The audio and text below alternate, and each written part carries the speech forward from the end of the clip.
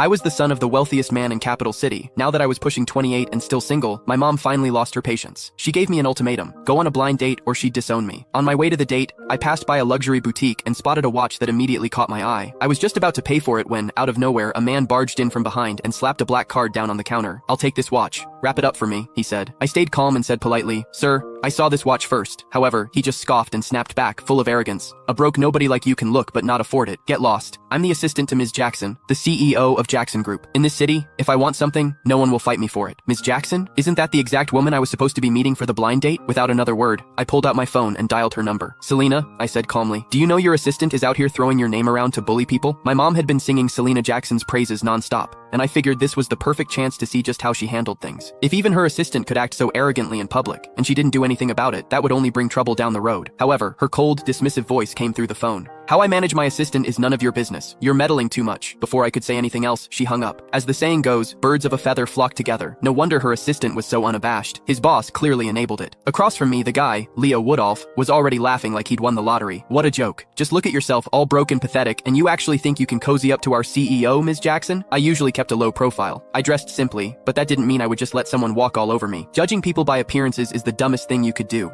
I said calmly. "I'd suggest you watch your mouth, or you're going to regret it." However, I wasn't about to waste any more words on a clown like him. I reached into my bag, pulled out a card, and handed it to the sales associate for her to ring up the watch for me. The associate looked at my card, then at Leo, clearly hesitant. She froze, not knowing what to do. Leo just laughed louder. "You low-life piece of trash. Are you still trying to act like you're somebody? This entire mall belongs to the Jacksons. If I don't give the word, you can't even buy a single screw in here." Then, with a smug grin, he yanked the card from my hand and flung it toward the entrance. "Waving around some cheap-ass card thinking you're hot shit? I'm not falling for it. Get lost." In all my life, no one had ever dared to humiliate me like that. Leo had seriously crossed a line. Without another word, I grabbed his arm in one swift motion and dragged him to the front of the store. My voice dropped cold as ice as I ordered, "Pick up my card." The salesgirls in the store stared in shock. "Oh my god, did he really just say that to Mr. Woodolph? Is he crazy?" "Mr. Woodolph is Mrs. Jackson's right-hand man. Offending him is the same as offending her." One of the employees tried to talk me down. "Sir, it's just a watch. It's not worth angering the Jackson Group over this. Please, just let him go." "Yeah, you should apologize to Mr. Woodolph while you still can. Beg for forgiveness. It might not be too late." Leo, clearly feeding off the attention, yanked his arm away and shouted, "You worthless trash!